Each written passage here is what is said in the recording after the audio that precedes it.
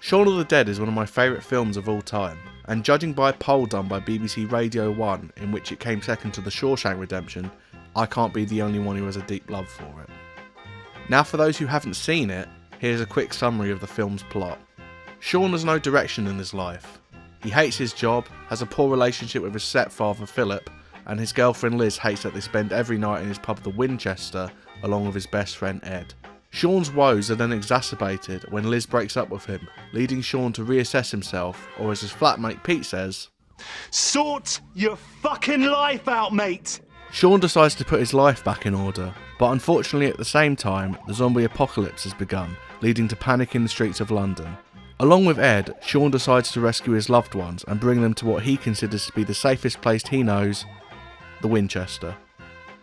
In this essay, I won't be discussing the visual elements of the film such as cinematography, performances, or the editing.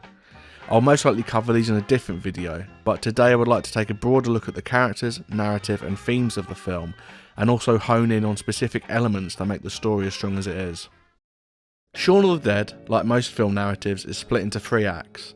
I won't be talking about the traditional elements that make up these acts, such as the inciting incident or rising action, as there are several books or other essays on the internet that explain these concepts. Shaun has quite a difficult task because of how front-loaded the narrative is. The first act has several tasks such as establishing the 8 main characters, Shaun, Ed, Liz, Barbara, David, Diane, Pete, Philip, and also their relationships to each other, which is arguably the most important part. Foreshadow the death of the old world in a natural way in order to not make it feel forced. Establish the themes of the story and the goals and arcs of our characters.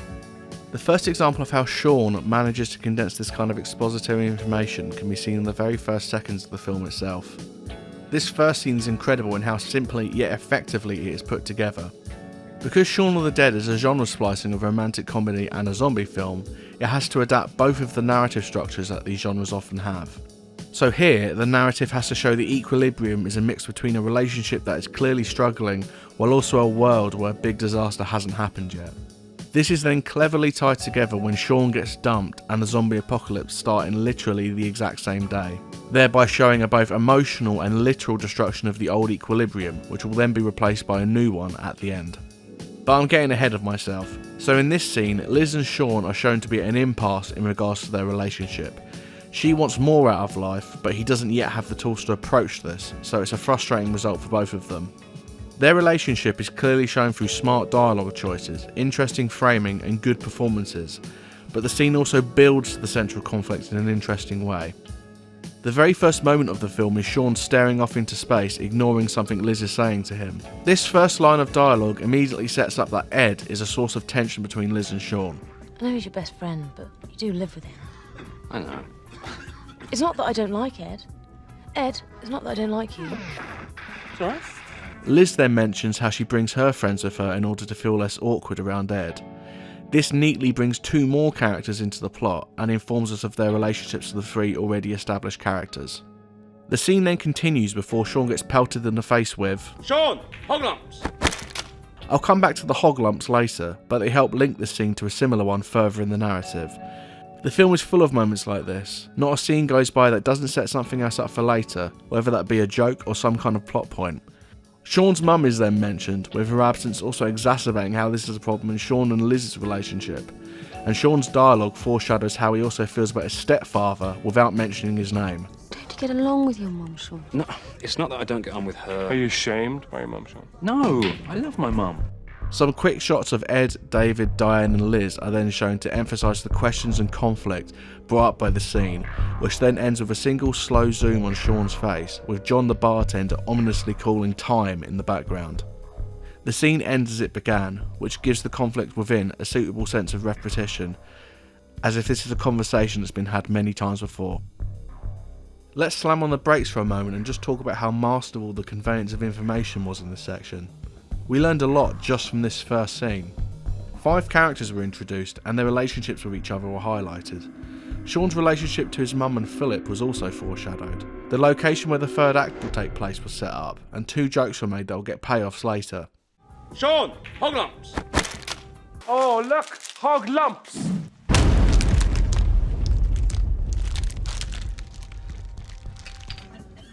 Now, what does exacerbate mean? It means, to make things worse. Right.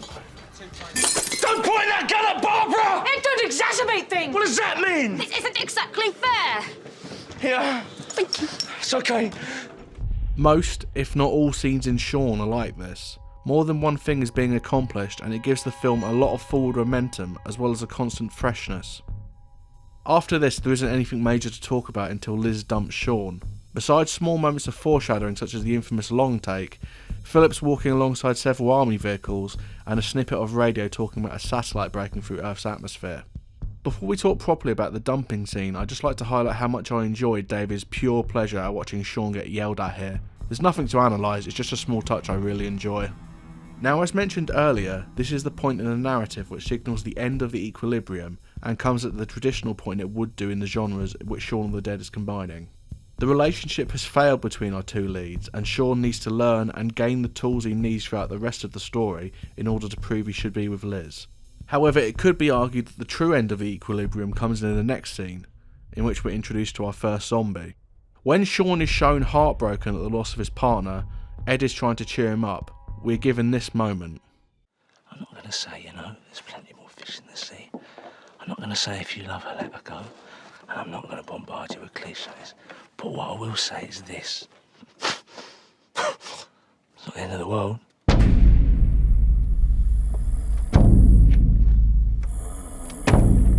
Sorry, we're closed. Pisshead. This is interesting to me because it shows that the screenwriters Edgar Wright and Simon Pegg are bending the rules very slightly when it comes to the beginning of the second act. It could be seen that the dumping scene, this scene, and everything up to the moment when Shaun wakes up the next day as an extended end of equilibrium. This type of writing reminds me a lot of something like the first Rocky, which by not strictly adhering to the 3-act structure gives the story a unique pacing. It's been stated many times by film nerds everywhere as well that Ed, in trying to cheer Shaun up, summarises most of the beats of the narrative. You know what we should do tomorrow? Keep drinking. We'll have a Bloody Mary first thing. Have a bite of the King's Head, couple at the Little Princess. We'll stagger back in. We're back at the bar for shots. How's that for a slice of fried gold? No. In the next scene we get another moment of foreshadowing, with Pete complaining about the door for the second time. And the front door is open again! Now we move on to one of my favourite moments. As someone who writes scripts as a hobby, this was something that really appealed to me. Showing the transitions between acts naturally is something I always struggled with, so when Shaun writes on the board and goes to sleep, this is very clearly meant to be the end of the first act, showcased brilliantly by the visual change from night to day. The beginning of Act 2 is also cleverly stated by Edgar Wright, literally framing what Shaun's objectives are for the next 40 minutes. I love writing like this, it has a reason to exist within the story. Act 2 begins with a repeated set piece of Shaun going to the shop. A small detail that highlights the beginning of his character progression is his buying of a silver Diet Coke instead of the red full fat Coke. Self-improvement comes in baby steps. This sequence also represents a transition between genres, as Shaun walks past all the zombies while beginning his character shift started by Liz dumping him. When Shaun returns home, we arrive at the first of the prophesied story beats that Ed mentioned in the Winchester, the Bloody Mary. After witnessing this and bumping into another zombie, Shaun and Ed go inside. Both sit down and through the news learn about the larger zombie outbreak. They then get the payoff to Pete complaining about the door being left open. Ensure all residences are secure with all doors and windows firmly locked and barricaded. Police and Oh, for God's sake! Oh, he's got an arm off! Get him!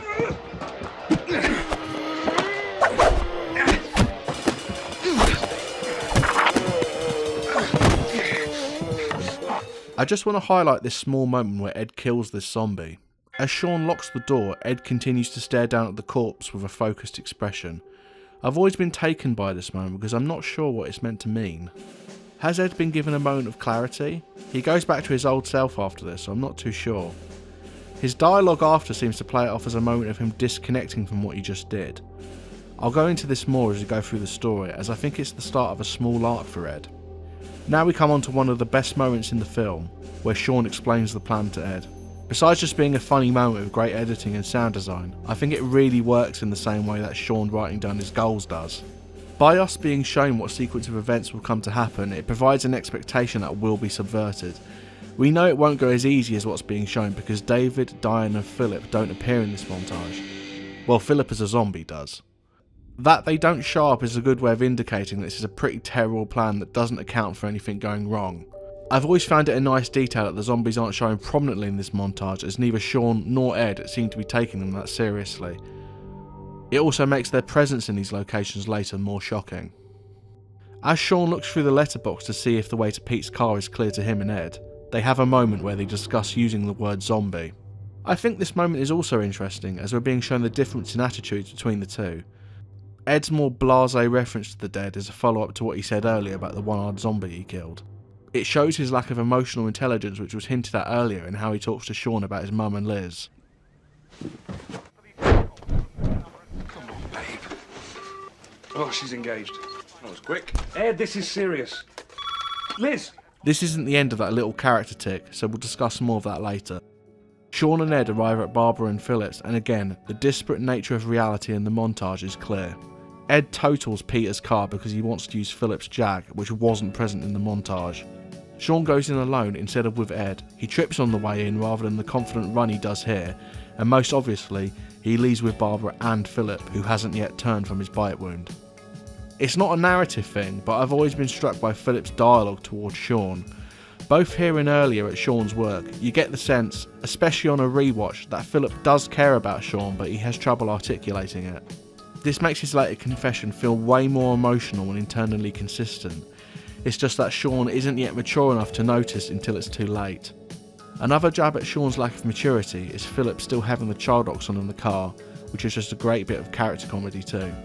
A small moment of Ed's continuing character arc is his expression in reply to Shaun's explanation of their plan. He clearly isn't taking it very seriously and is more interested in impressing Barbara and doesn't realise that he could be leaving Shaun to his death.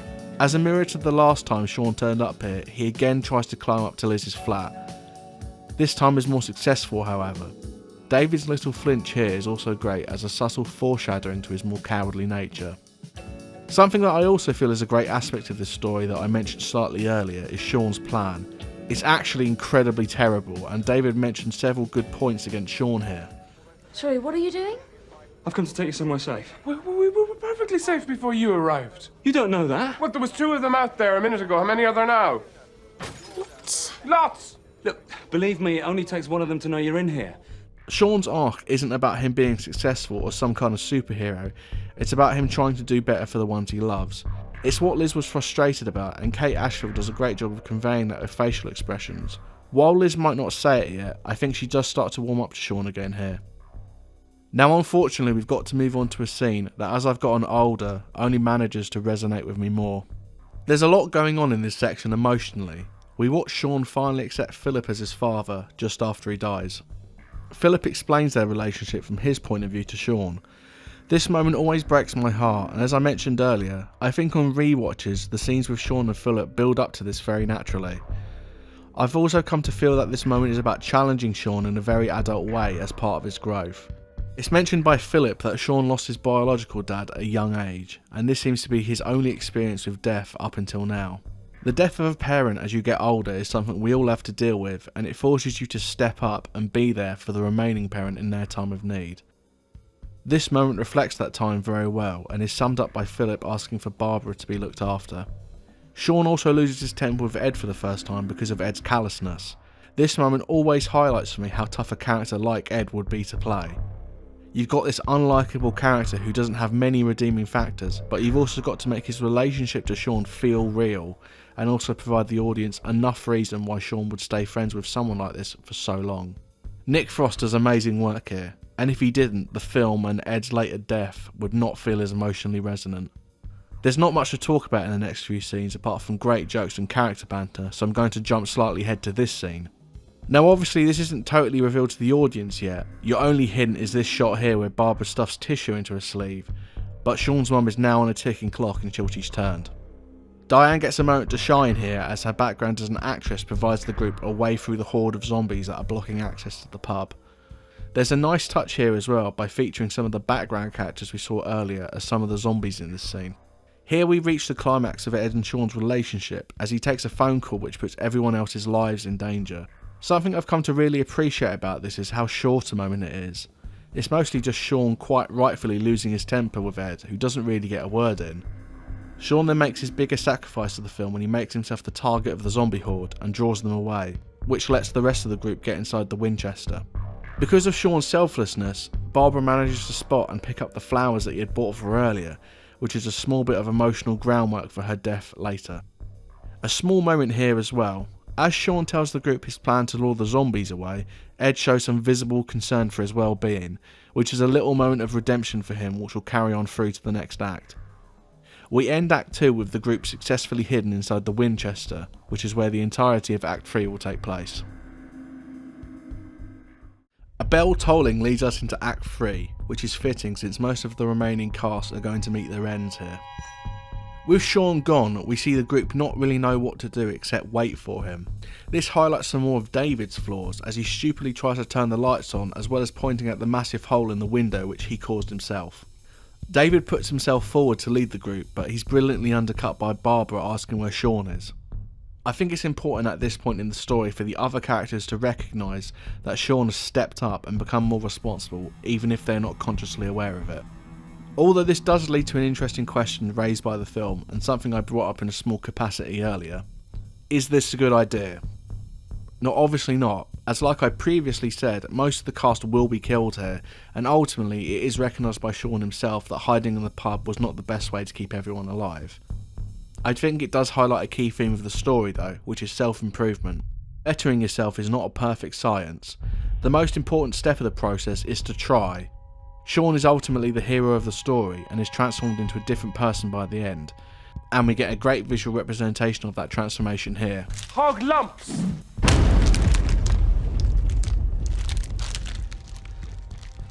Pickle. Hello, Mum. All right? Everybody okay? Yeah. Any sign of John and Bernie? We haven't seen them. Check upstairs. I think it's locked. What's the phone situation? Dead, same as the power. Okay. Nice of you to join us. By now catching the hog lumps, as opposed to the first scene, we see that Shaun has now matured. A nice touch in combination with this is how he checks in with everyone regarding the pub situation. As I said though, Shaun isn't perfect, and we see that even though he led the zombies on a merry chase, they've managed to follow him back to the pub. Liz not freaking out and saying they just need to be quiet is a nice piece of development for her, as we can see that Shaun and her are still growing closer. This moment and the little section where he quotes Bertrand Russell are great bits of character-based comedy. After this though, we get the most intense and emotional scene in the film, Barbara's death. As she realises she hasn't got long left, Shaun's mum gives Liz her necklace, which works as a sort of blessing she bestows on the two of them as a couple. Now this is a continuation of what I said earlier about dealing with the death of a parent, and how it represents a step forward in Shaun's maturity. It's dark, painful and intense, but as many people can attest to, these sorts of moments in life are thrust upon you, and we need to have the strength to rise above and learn from it. This video isn't about the performances in the film, but I have to mention Simon Pegg's incredible turn in this scene. Move aside. I'm going to count to 3. 1, 2, 3! Don't point that gun at my mum! Shaun, calm down! Don't point that gun at Barbara! Chills. Honest to God chills at that performance, even to this day. Even Ed continues to redeem himself here with a lovely moment. This is also where we learn what David has against Shaun, and it's a great way of subverting our expectations. Not that David isn't in love with Liz, that's fairly obvious if you've been paying attention, but that the other characters are aware of it. Even when he starts to explain it to Liz, she's pretty quick to dismiss him because of the situation going on around them. I think though his absolute worst moment is handing Shaun the gun to finish Barbara off. It just shows you how cowardly he actually is. There was a scene left on the cutting room floor where David does actually apologise to Shaun. So you're going to stay here with him? Shaun. After everything he's gotten us into? Shaun didn't ask Look, you. Dad! Let me finish! Shaun didn't ask you to come here. You came for the same reason that I did because you didn't know what else to do. Now get away from that door this instant! But David!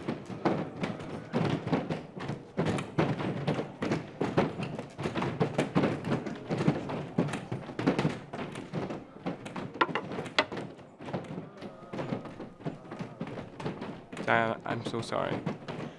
Maybe I'm not the one you should be apologising to.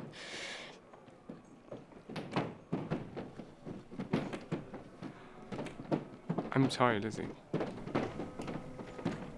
Who else?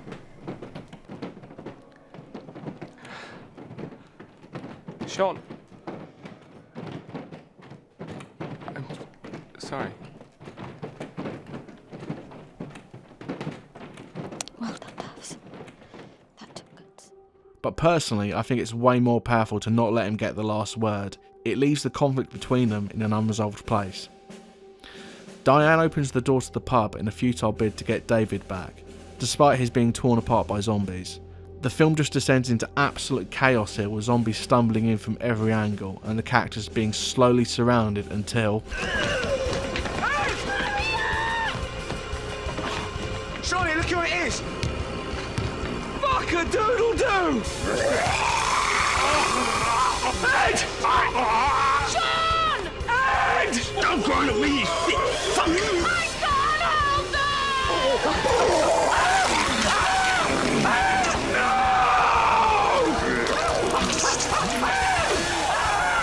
can't help Pete! I said leave him alone! Shaun fully rejects Pete over Ed here and stands up for him by blowing a hole through his flatmate's head. Ed is unfortunately bitten here and the remaining 3 characters retreat to the cellar. Shaun fully breaks down as he realises everything has gone to shit and there isn't a way out. As I've said before, this is a great moment for the story to let him fail and fully stack the odds against him. Fortunately, before he can regress, which is shown by his acceptance of the pack of cigarettes he threw away at Liz's flat, he spots a lift that they can use to get out of the cellar. Ed gets the resolution to his character arc here as he finally apologises to Shaun. He does get a small moment just before this where he volunteers to be eaten, so Liz and Shaun can spare themselves with a rifle, which is played as a joke, but it's genuinely a sweet thing for him to do. A lot of stuff is left unsaid between Shaun and Ed, but they acknowledge the love between them with a callback to this moment. I'm sorry, Shaun. Oh! Oh my god, that's rotten! I'll stop doing them when you stop laughing. I am not laughing, keep going. Get that? Only Edgar Wright and Simon Pegg can make an audience cry with a reference to Nick Frost dropping a terrible smelling fart. I think leaving Ed in the pub and Liz and Shaun ascending out of the cellar is a great visual metaphor for the growth that the characters have had. Even though they're leaving Ed there, the fact they recognised that Ed was holding Shaun back emotionally was a crucial thing to acknowledge. The film ends with Shaun and Liz now living in the flat and them discussing their plans for the day, which includes Shaun going into the shed to play Time Splitters 2 with the now zombified Ed. I love how this film ends. It shows that while maturing is important, you don't have to leave every aspect of your life behind you. Liz and Shaun are still going to the pub later that day, but the context is totally different now. They're not just stumbling through life, they're actively making their own choices. I think Shaun of the Dead is one of the greatest films ever made. While I didn't really discuss any technical aspects which do contribute to its positive reception, the film just wouldn't be as loved without the strong character work and poignant narrative.